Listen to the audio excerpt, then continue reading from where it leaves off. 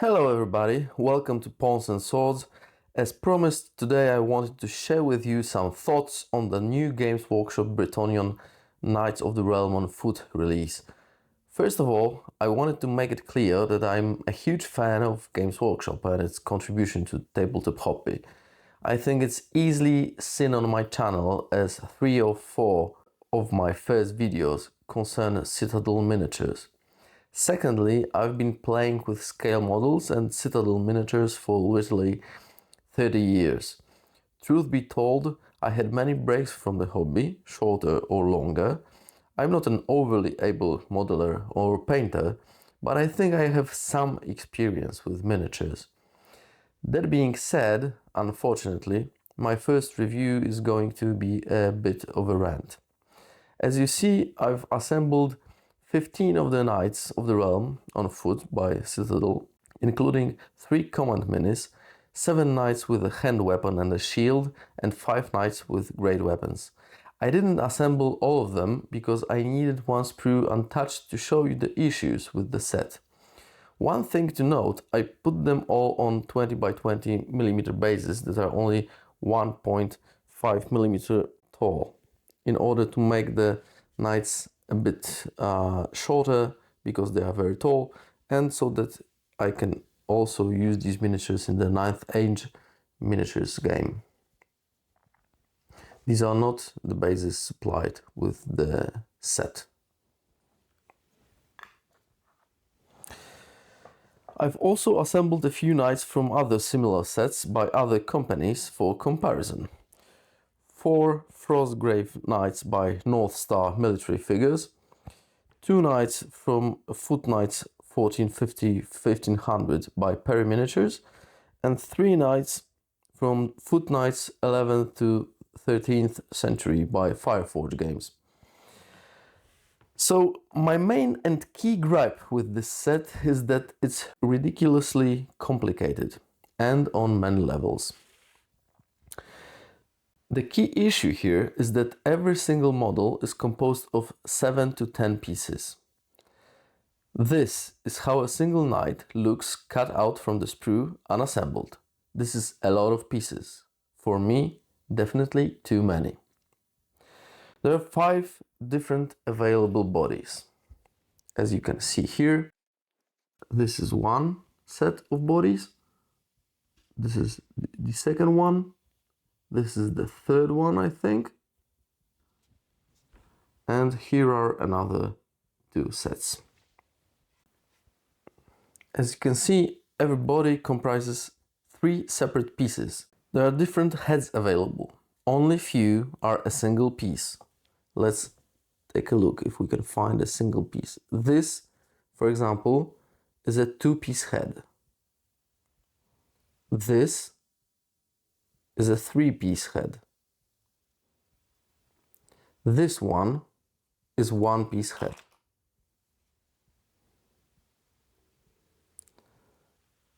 Let's take a look if there are any more on this sprue.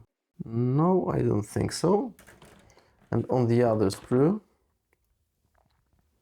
which is Command and Great Weapons sprue, this is a 3-piece head.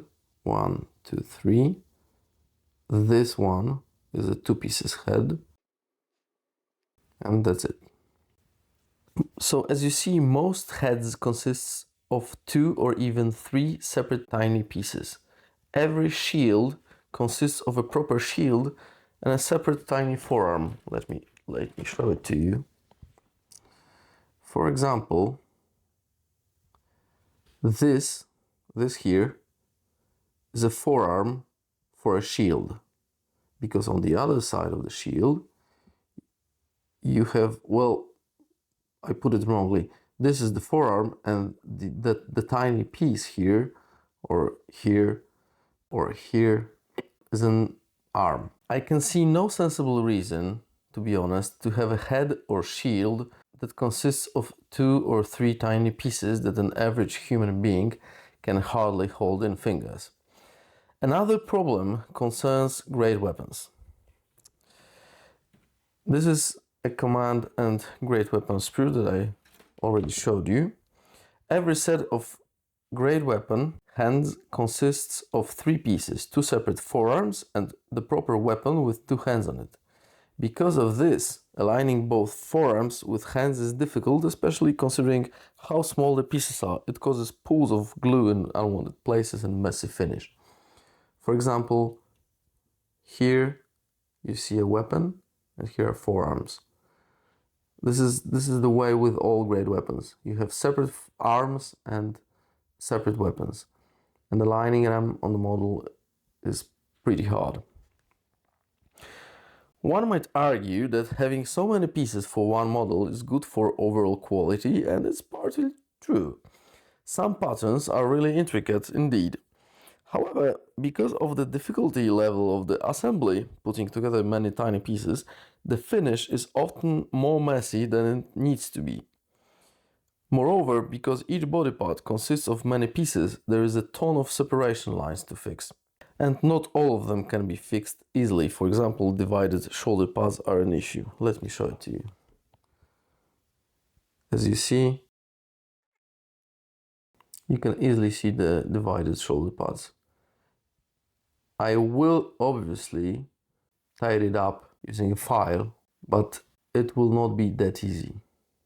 I will also use a putty probably.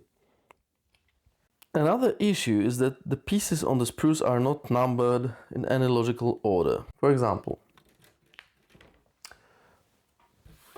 here, this is the sprue that you get 4 copies of, and the great weapon sprue you get 2 copies of in the set. So, this shield here in the upper corner, as you see, is number 45. Body next to it is 37. Then sword is 77. And so on. So it goes. Underneath is body number 2 and sword number 4. Here. In other words, it takes a long time to find proper pieces. It's really annoying. Finally, something that annoyed me tremendously is the instruction booklet. Let me take a look if I have it here. There is a shield numbered 41 in the instructions.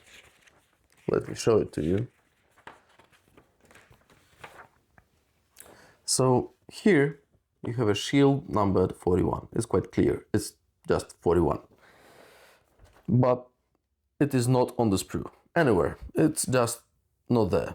There is one called 41A.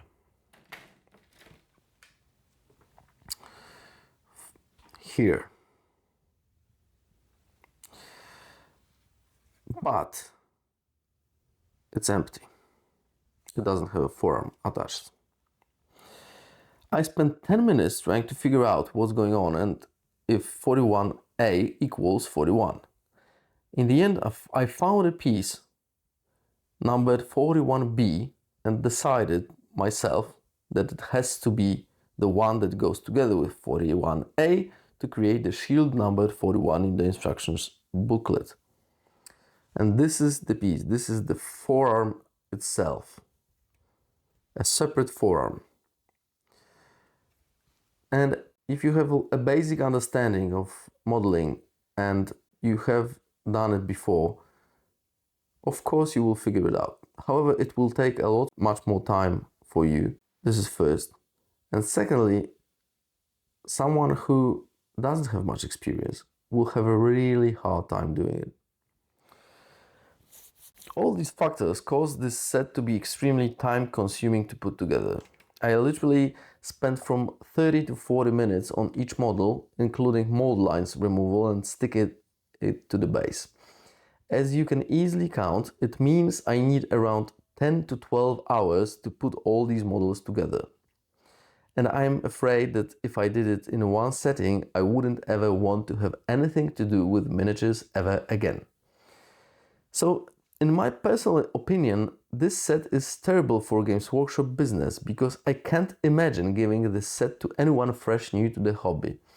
Therefore, it's not going to bring in fresh customers. It's clearly for battle-hardened veterans who love to spend a day on putting together 20 plastic soldiers.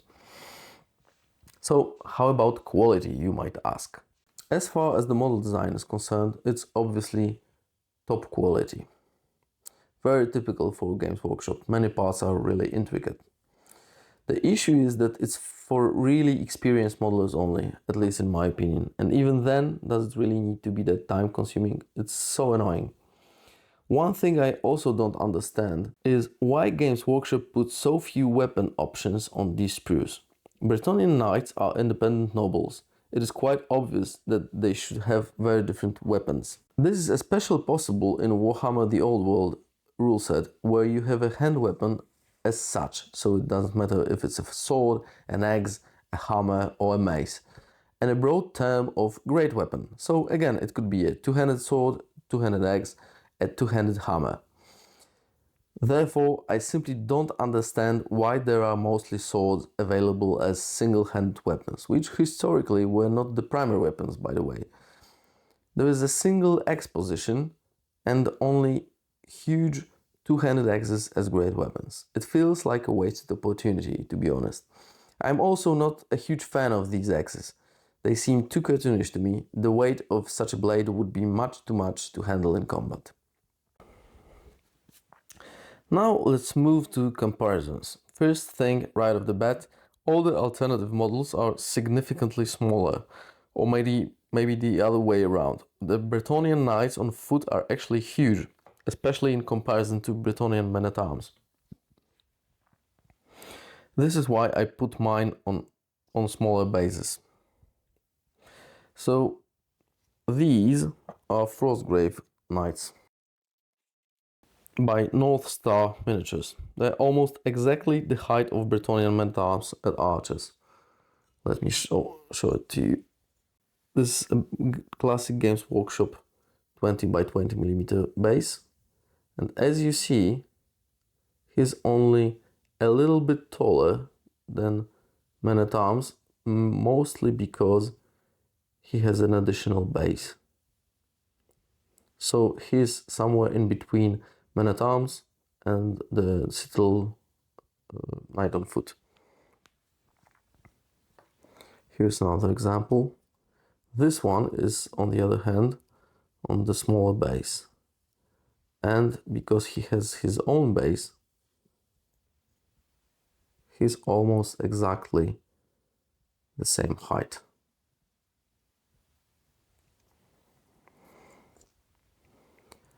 And with the Bretonnian Bowmen, same thing. This is the new Bretonnian Bowmen. Well, new, the one from 2003, 6th edition.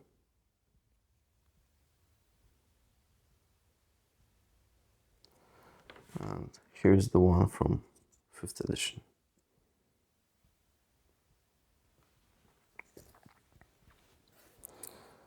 So this is a guy with a mace and a shield, the Frostgrave miniatures. This is one with a two-handed sword.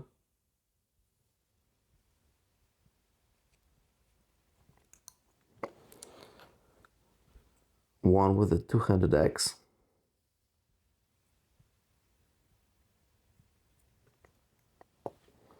And one with a two-handed flail.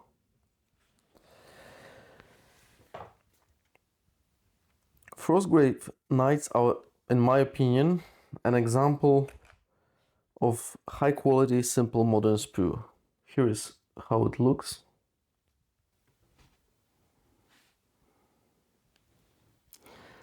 They have a lot of details, but every model consists of only 3 to 4 pieces: body, head and a set of arms in case of great weapon, which prevents the arm aligning problems,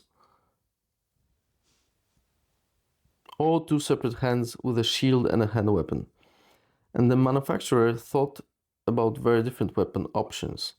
I think this is my favorite set of the alternatives.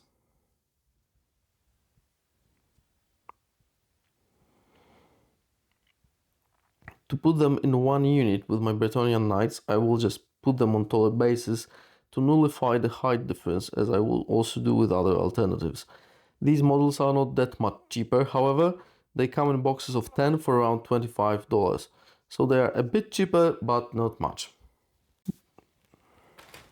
So, these are the knights from the Foot Knights 1450 to 1500 set by Perry Miniatures. I actually put a head from the Frostgrave Knights set on one of them, this one. They are leaner, have more historically accurate and less heroic proportions than Bretonnian Knights and Frostgrave Knights, but are a little bit taller than Frostgrave Knights. This is how this sprue looks.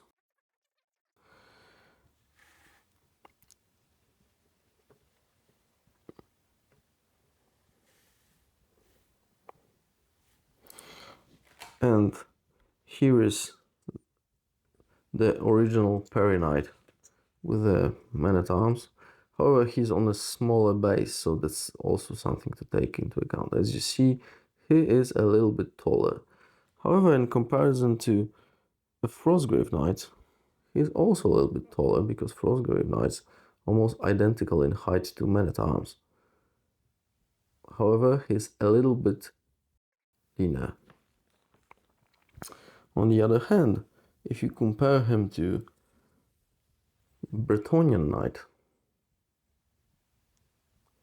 as you see, the Bretonnian Knight is a little bit larger. However, with a Frostgrave head, the Bretonnian Knight is still a little bit larger, of course,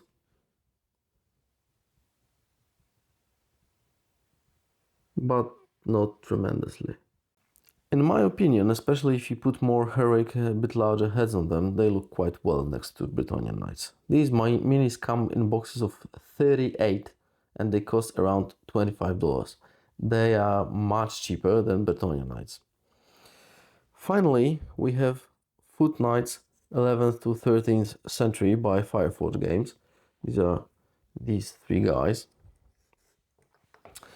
Of all four sets, I think these are the lowest quality. They are of similar height like Frostgrave Knights, but are of much leaner historical proportions. For example, this one is on a taller base, so it will not be easily visible, the height difference, but even though he has so much taller base, you see that he's basically similar size.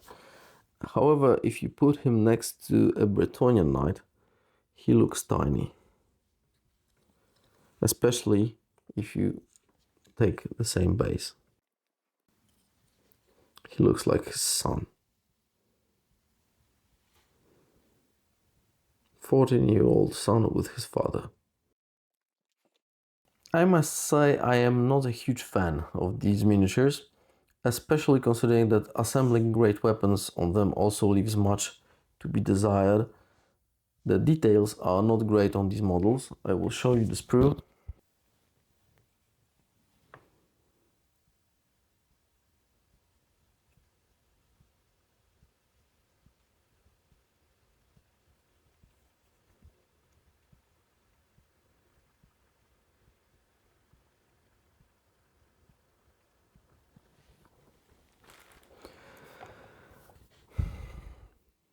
They come in boxes of 30 for around $30. So they are also much cheaper than Bretonnian Foot Knights. So here is a scale comparison.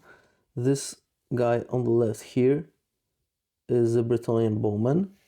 This is our Bretonnian Knights on foot, Knight on foot. Second one, third one.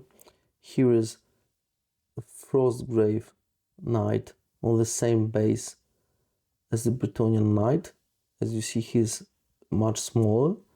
However, this one is on a taller base, and the difference in height in a unit will not be seen that easily. Here is another Frostgrave Knight, and one without a helmet. This is a Bretonnian Men-at-arms, another Bretonnian Knight on foot, Bretonnian Knight on Foot by Citadel, and Per Miniatures Knight. A little bit smaller on similar base. If you put him on standard Games Workshop base, which would be taller, 2 or 3 millimeters, it would be he would be much more similar. Another Per Knight. Here we have a Bretonnian Knight by Citadel and Fireforge Knights, which are significantly smaller, even on larger bases. Here are some other miniatures for scale comparison. Here is an Orc Boy next to a Bretonnian Bowmen from the base set, also from 6th edition. Here is the Bretonnian Knight on Foot. This is the classic Skaven from, I think, 5th edition. This is a classic Bretonnian Bowman from also 5th edition. And here is a Frostgrave Knight on a small base. So here we have another Bretonnian Knight on Foot next to my Reaper Miniatures Witch Hunter, who is on a base of similar size to a classic Games Workshop one.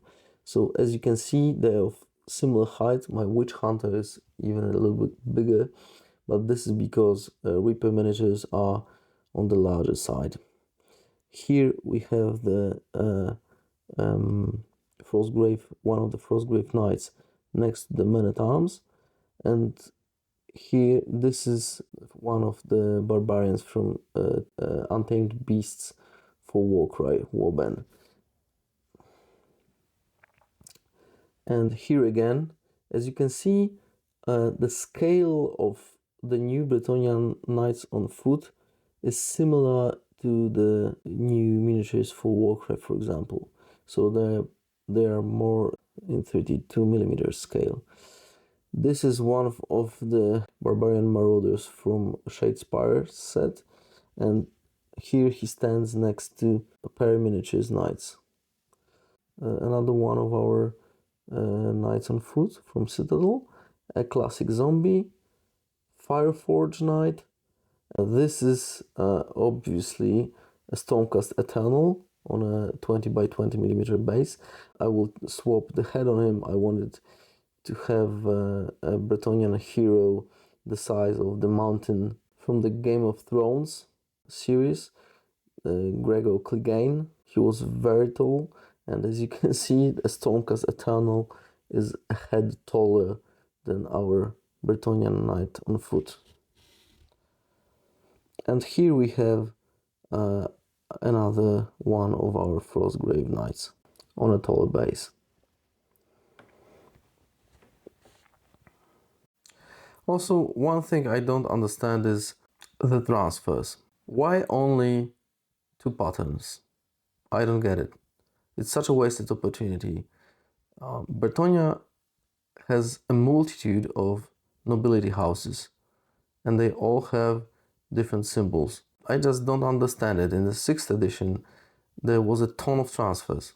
So I would really like to be able to make more different knights from different houses. So what do I think about this set? In one sentence, it's okay, but feels like a wasted opportunity on many levels. I'm very happy to have a new set for Bretonnia after 20 years of waiting. Still, this set is a frustrating time sink to assemble. Models are nice, but not to a point that would justify so much complexity in assembly. I would also like to have more weapon options.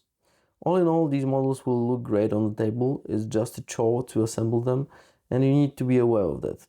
They also are not suitable for anyone unexperienced with assembling plastic models. If you want the first unit for your 10-year-old son, choose a different set. That's all for today. Thanks for watching. If you liked it, like and subscribe.